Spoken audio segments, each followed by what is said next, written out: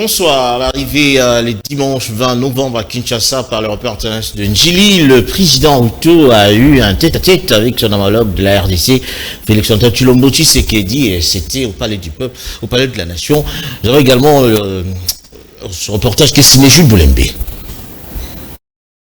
Cette visite officielle s'inscrit dans le cadre du processus de Nairobi au regard de la dégradation de la situation sécuritaire et humanitaire dans la province du Nord Kivu, où le Rwanda continue à attaquer la RDC sous couvert du M23. C'est autour de 9 heures que le cortège du président kenyan est arrivé au Palais de la Nation, où il a été accueilli par son homologue congolais Félix Tshisekedi. Peu après les honneurs, les deux chefs d'État se sont retirés pour un aparté. Après plus d'une heure d'entretien suivi d'une rencontre bilatérale entre les délégations des deux États, les deux présidents ont fait la restitution de leurs échanges à la presse. Mais avant le jeu de questions et réponses, un communiqué conjoint sanctionnant cette rencontre a été lu par le vice-premier ministre et ministre des Affaires étrangères Christophe Lutundula du côté RDC et le ministre de la Défense Adan Douale du côté kenyan. Les communiqués indiquent que les deux chefs d'État ont échangé sur les questions de coopération bilatérale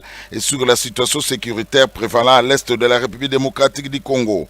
S'agissant de la coopération bilatérale, Félix Tshisekedi et William Ruto se sont félicités de l'excellence et relations d'amitié qui existent entre la RDC et la République du Kenya depuis de longues années et ont réaffirmé leur volonté de les consolider davantage au profit de leurs peuples respectifs, plus particulièrement dans les domaines de la défense et sécurité, de l'agriculture, de l'énergie, des infrastructures, des finances, de l'administration publique et du commerce.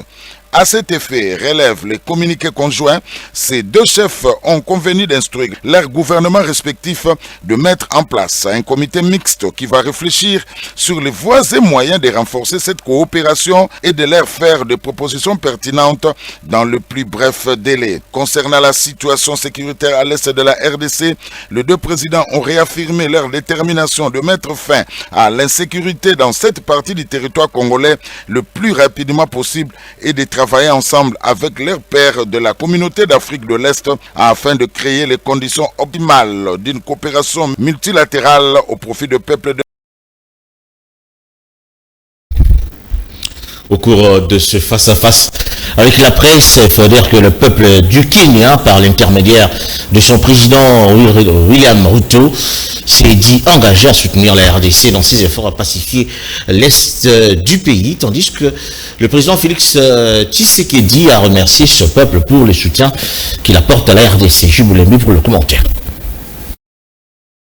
Dans son intervention, le président kenyan a tout d'abord remercié son homologue pour cette première visite en RDC en tant que président de la République. Il a ensuite confirmé son engagement pour soutenir la RDC dans ses efforts qui tendent à maintenir la paix. Ceci traduit également l'engagement de la communauté d'États de l'Afrique de l'Est et aussi particulièrement l'engagement du Kenya pour pouvoir soutenir le peuple congolais dans les problèmes qu'ils sont en train de rencontrer.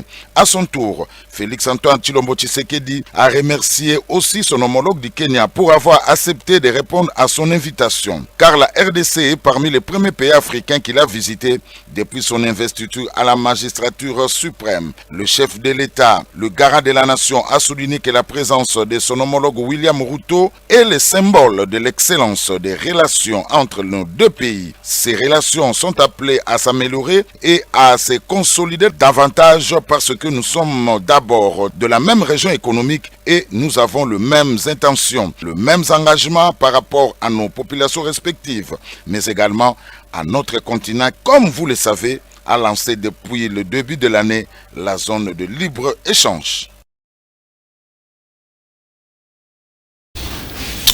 L'agression rwandaise va-t-elle pousser la RDC à quitter la francophonie et à adopter l'anglais comme langue officielle? C'est juste cette thématique que se pose M. Jeff Pambi, de la société civile, qui estime que la RDC devra s'y choisir des bons alliés pour mieux être.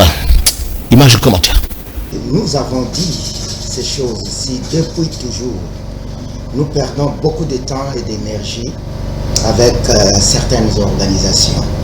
Nous l'avons dit en son temps quand le chef de l'État de l'Union africaine et que ce n'était qu'un passe-temps parce que le président de la République avait mieux à faire que de perdre le temps là-bas. Le résultat a été ce qu'il a été. Ça n'a rien apporté à notre pays. Et il s'en est suivi d'autres organisations. Et ici, la francophonie a démontré qu'elle n'est pas avec nous. D'abord, elle est dirigée par un pays qui, à peine si il est francophone, et puis tout ce qui s'en est suivi entre ce pays-là et le nôtre. Et je considère qu'il est temps que les Congolais se prennent au sérieux. Et cela doit commencer par ceux qui ont la responsabilité de conduire ce pays. Aujourd'hui que l'union sacrée est entre guillemets lady, je pense qu'au moins ils ont compris que toutefois quand on parle, on ne le fait pas par plaisir et surtout on ne le fait pas parce qu'on n'aime pas la tête de X, Y ou Z. Nous le faisons par amour pour notre pays. Et ce pays n'a qu'un gouvernement et un chef d'État. Donc nous pensons qu'il est temps que l'on se résolve à considérer le Congo au premier plan au-delà de toute autre chose. Donc, le Congo doit quitter l'Union africaine qui n'est pas utile pour nous. Le Congo doit quitter au plus vite la francophonie qui ne nous apporte rien du tout. Et le Congo doit quitter la communauté des États d'Afrique de l'Est. Ça, je pense que ce n'est pas transcendable. Le président de la République, Félix-Antoine Tshisekedi Tshilombo, a effectué une descente à la résidence officielle du défunt Tarcisse Kasongo Mwemba Yamba, son ancien porte-parole qui est décédé le 12 novembre 2022. Une visite qui s'inscrit dans le cadre du réconfort à sa famille biologique qui marche le commentaire. Le chef de l'État, Félix-Antoine Tshisekedi Tshilombo, a rendu visite ce lundi en début d'après-midi à la veuve Madame Hubertine Mbungu Mwema et aux enfants de Tarcisse Kasongo Mwema Yamba, décédés le 18 novembre dernier à Kinshasa. Le président Félix Tshisekedi a réconforté la famille éplorée avant de rendre hommage à cette icône de la presse congolaise et internationale qu'était Tarcisse Kasongo Mwema. Le directeur du cabinet du président de la République, Guylaine Yembo, a signé le livre de condoléances. Pour rappel, Tarcisse Kasongo Mwemba Yamba était porte-parole du chef de l'État depuis avril 2019 jusqu'à sa récente nomination comme président du conseil d'administration de l'ACP, l'agence congolaise de presse, au mois de septembre 2022. Le ministre des Finances, Nicolas Kazadi, qui avait à ses côtés le ministre d'État, ministre du Budget, gouverneur de la Banque centrale du Congo et du représentant du FMI en RDC, a tenu un point de presse sur la 3e revue de programme FEC ce mardi 22 novembre 2022. Nous avons Jules Boulembi et Yves Mwaka dans ce reportage. Au cours de ce point de presse, animé conjointement par le ministre des Finances, le ministre d'État du Budget, Madame la gouverneure de la Banque centrale du Congo et le représentant du Fonds monétaire international en République démocratique du Congo sur l'évolution du partenariat entre la République démocratique du Congo et le Fonds monétaire international, Nicolas Kazadi a, dans son mot introductif, souligné que dans le cadre du programme économique conclu le 15 juillet 2021, les équipes du FMI et les autorités congolaises ont parvenu ce 21 novembre 2022 à un accord au niveau des services sur la 3e revue du programme appuyé par la facilité élargie de crédit. C'est l'aboutissement, a-t-il ajouté, des discussions engagées depuis un mois avec la mission conduite à Kinshasa du 18 octobre au 2 novembre 2022 par Madame Mercedes Vera Martin, chef de mission pour la République démocratique du Congo. Bien sûr, a-t-il renchéri qu'il reste une étape cruciale, celle de l'approbation par le conseil d'administration du Fonds monétaire international en décembre courant du rapport rédigé par l'équipe pays. On peut se réjouir que notre pays soit resté performant avec une croissance économique proche de 7%. On table sur 6,6% en 2022, même si l'inflation, par contre, elle a été supérieure à l'objectif initial qui était de 7%. On va finir l'année autour de 12%. En conclusion, Le gouvernement, sous l'impulsion de son Excellence, Monsieur le Président de la République et la coordination du Premier ministre, reste déterminé à achever toutes les 6 revues du programme FEC, ce qui sera une première dans l'histoire de la relation RDC-Fonds monétaire international. Ça ne suivait enfin le jeu de questions et réponses. On poursuit cette édition, on peut dire que la 120e réunion du comité exécutif de l'ITIE, République démocratique du Congo, a résolument débattu sur la clôture de l'exercice 2022 en vue de produire un rapport fiable et adapté aux normes et en conformité aux exigences de l'ITIE international. De ce point de vue, le comité exécutif a validé la sollicitation d'une rallonge de 3 mois pour tout achever et produire un travail de qualité. Jean Pinjonzi Pichukizaza dans ce reportage. Tout est mis en œuvre en termes de précaution au comité exécutif de l'ITIE RDC en vue de clôturer avec efficacité l'exercice 2022. Les experts entendent ficeler les procédures et être à jour dans les rapports à publier au 31 décembre 2022. Ainsi, une dérogation est à soumettre à l'ITIE international pour tout peaufiner et produire des documents fiables répondant aux normes. De manière technique, quand nous avions analysé tous les efforts qui sont mis sur le terrain, c'est pour ça qu'en tant que technicien, nous avons proposé au comité exécutif de pouvoir solliciter une rallonge de 3 mois. Nous pensons que dans les 3 mois, nous serons prêts pour publier notre rapport. Mais cela n'empêche, comme nous l'avions souligné, nous continuons à travailler comme si on n'a pas ces 3 mois pour être prêts au 31 du mois prochain. Mais le risque est très élevé. C'est pour ça que nous avions anticipé et nous avons l'accord aujourd'hui de pouvoir solliciter ces 3 mois. Ça va courir du 1er janvier au 31 mars. Nous espérons que le secrétariat international ou l'ITIE international va les accorder. Mais de notre côté, nous continuons à travailler. Nous avons sollicité l'accompagnement pour la certification des données de l'Inspection générale des finances et de la Cour de comptes. Nous pensons que les choses vont se dérouler normalement. La 120e réunion du comité exécutif de l'ITIE RDC à séance tenante prit connaissance du document officiel du ministère du portefeuille sur la création de la structure Congo Ressources, un pas de plus dans la gouvernance minière. À la lecture du mot de son Excellence la ministre d'État, ministre du portefeuille, pour moi c'est quelque chose de bon. Mais il faut attendre que le débat soit ouvert pour que les parties prenantes puissent avoir de l'éclairage sur le contour de Congo Ressources. Mais à la lecture juste du document, moi je pense que c'est bénéfique. Dans le même ordre d'idée, le secrétariat technique de l'ITIE RDC, par l'entremise de son coordonnateur national Jean-Jacques Ayembe, estime que les choses sont peaufinées pour donner une image reluisante à Congo Ressources qui aujourd'hui bénéficie déjà de l'aval du ministère du portefeuille. Il sera judicieux de mettre les débats à un niveau appréciable et permettre à ce nouveau-né du secteur minier à contribuer efficacement à la gouvernance minière. Il a répondu aux questions de Jean-Pierre John Pichukizaza.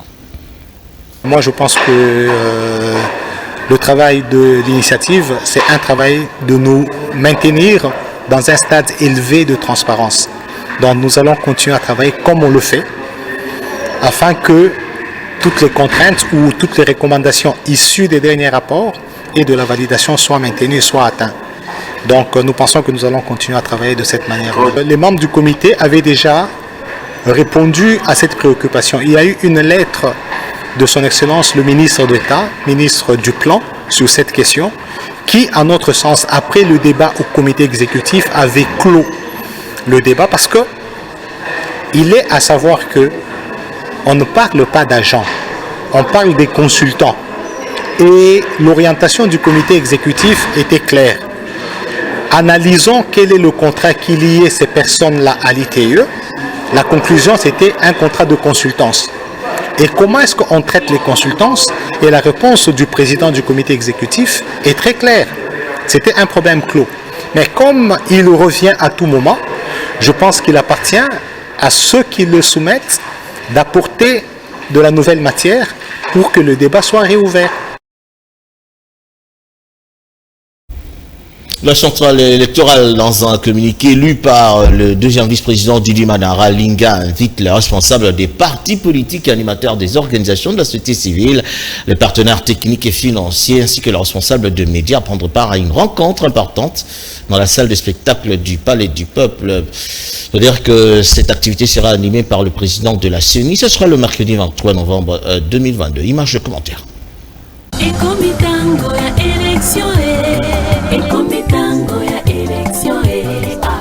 Mesdames et messieurs les mandataires des partis et regroupements politiques, mesdames et messieurs les responsables de la société civile dans sa diversité, mesdames et messieurs responsables des confessions religieuses, mesdames et messieurs les partenaires techniques et financiers, mesdames et messieurs les responsables des médias, la Commission électorale nationale indépendante vous invite à prendre part au cadre des concertations qui se tiendront dans la salle de spectacle du Palais du Peuple aux dates suivantes.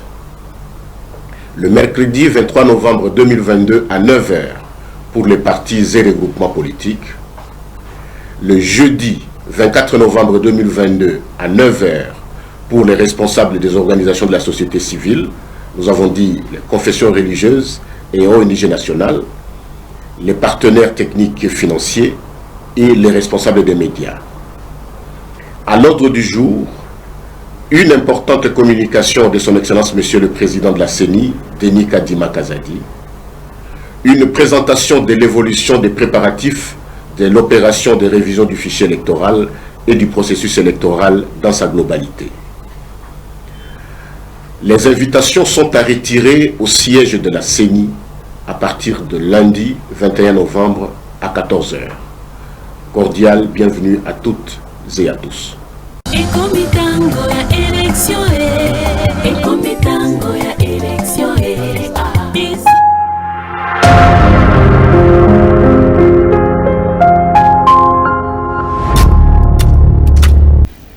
Les ex-agents de la Banque commerciale du Congo actuellement, Equity BCDC, étaient à la Cour de cassation ce mardi 22 novembre à l'audience qui les oppose à cette dernière à charge de plusieurs mois de salaire et indemnité de sortie de ces ex-agents de la BCDC. Pichu Kizaza, Naomi Mbenza. L'affaire n'est pas en état parce que la partie adverse, l'équité BCDC, n'a pas été notifiée. Mais c'est elle qui est requérante ici, c'est elle qui a saisi la Cour. Elle aurait dû prendre des dispositions pour être là. Elle n'est pas venue. Bon, nous sommes venus comparaître volontairement parce que nous on voulait en finir, on voulait en découdre. Mais bon, comme nous devons respecter la procédure, comme ils n'ont pas été notifiés de la date d'audience, la Cour s'est déclarée non saisie vis-à-vis d'eux. Et donc, nous allons mettre les batteries pour que la date d'audience qui a été retenue sur l'air soit signifiée, afin qu'on vienne vider les fonds. Ceux qui sont requérants, ils doivent avoir le courage de venir nous affronter. Donc, comme on a renvoyé les 16 nous serons là et on va vider les fonds. Puisqu'ils n'ont pas été notifiés, il n'y a pas de sanctions. Donc la Cour n'a fait que constater que l'affaire n'est pas en état de recevoir plaidoirie. Parce que l'autre partie n'a pas été atteinte. Nous avons comparé volontairement. C'est-à-dire, sans que nous soyons notifiés, nous avons comparé volontairement. Mais eux, comme ils ne sont pas là, on va les saisir officiellement. Nous allons continuer à mobiliser le nombre des membres. Et d'ailleurs, nous pouvons le dire maintenant, qu'ils le sachent à Equity BCDC, que nous allons effectuer des sit-ins devant le siège de la banque Equity BCDC. C'est tout ce que nous voulons. Entre-temps, on va s'organiser pour que Equity BCDC soit notifié à temps, parce que c'est ça que nous devons faire. Sans quoi, le 18, l'audience risque de prendre. Si le dossier n'est pas on va essayer de revenir pour faire ça. Le lycée technique professionnel de Ngalima a commémoré ses 50 ans d'existence. C'était en présence de plusieurs cadres et anciens élèves. La cérémonie s'est déroulée au centre de l'église SEPCO dans la commune de Ngalima. Image commentaire. 50 ans d'existence pour une école qui compte 52 511 diplômés d'État à travers le monde. Cela relève d'un sens du respect de l'idéal par les responsables du lycée technique professionnel de Ngaliema. Le jubilé d'or du lycée célébré avec faste premier de la communauté baptiste du Congo. Ces mots d'Anderson Mwimbu, secrétaire général de la SEBCO, ont été en présence dans l'église de tous les invités, élèves et responsables de la communauté baptiste du Congo et du lycée. Le lycée est né dans le souci de prendre les jeunes filles de CAC, vous instruire, vous éduquer, vous formez pour un métier. Le préfet Remède Mansouanganza pense au succès sans embâche de l'avenir glorieux du lycée technique professionnel d'Ngalima. Une école de vie est unique pour la ville de Kinshasa, pour la CBO.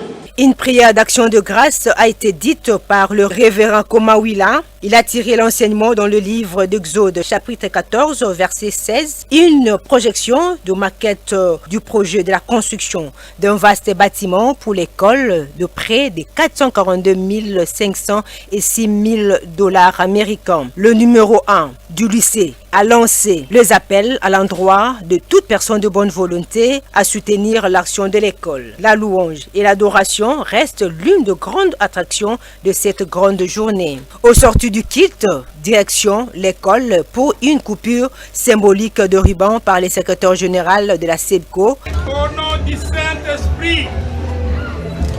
Amen. Amen. Pour le Seigneur. Et visite guidée dans quelques locaux. Il a procédé à la signature du livre d'or. Enfin, poèmes, danse et le buffet ont clôturé cette cérémonie riche en couleurs. Les élèves qui fréquentent l'école Maman Fanny dans la commune de Lansili se retrouvent à la maison à cause de cette promotrice qui met le verrou à l'école sans pour autant donner des raisons valables aux parents. Lydie il faut la dire.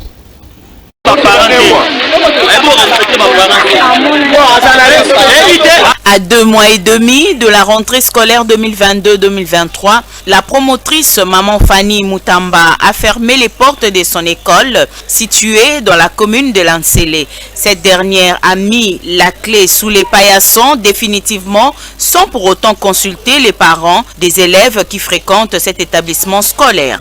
Pour l'histoire, la promotrice Fanny a été butée à un problème d'inondation que connaît son école.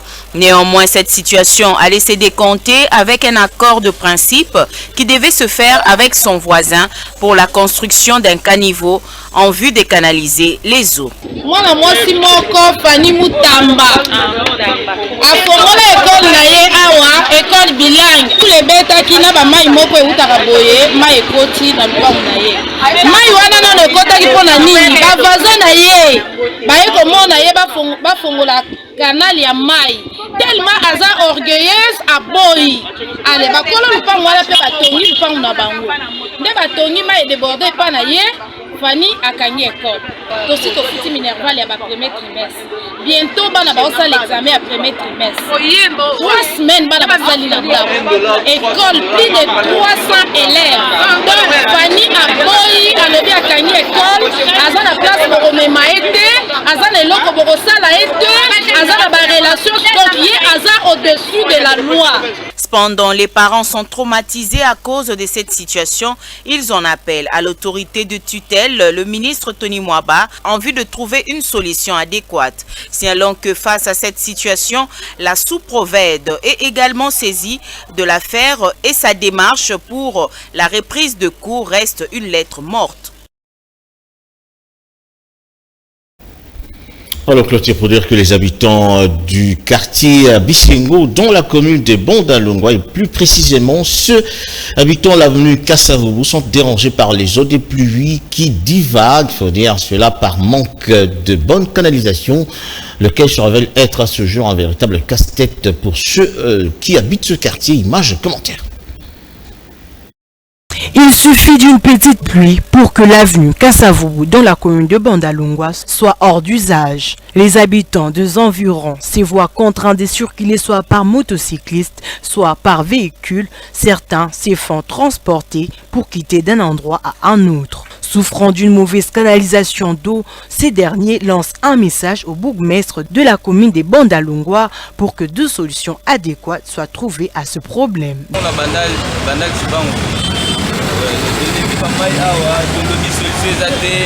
Donc ce qui voulait nous quelques minutes sur mon appel et puis na parcelle de moi to qui mesate na bimaki depuis 5 heures mais pour nous kota pour nous na kota kuna na ebite funa la tabakoti na funa kota wana mais moi na kota izate funa kota makolo na maiti na kota nda sina mboko tana mboka na kota na ba mai ba koni bazali ba mo na to voter bangote papa to voter bangote. Voilà, c'est par ces belles images de la commune de Bandalungwa que je clôture finalement cette édition qui a été réalisée par Alain Oka, Bernice Balenga, Fridi Takidi, Soulemboyo, Jean-Pierre Njonji ainsi que Tony Binda. Dieu voulant, on se retrouve les dimanches prochains pour le magazine du dimanche. D'ici là, portez-vous bien, bonsoir.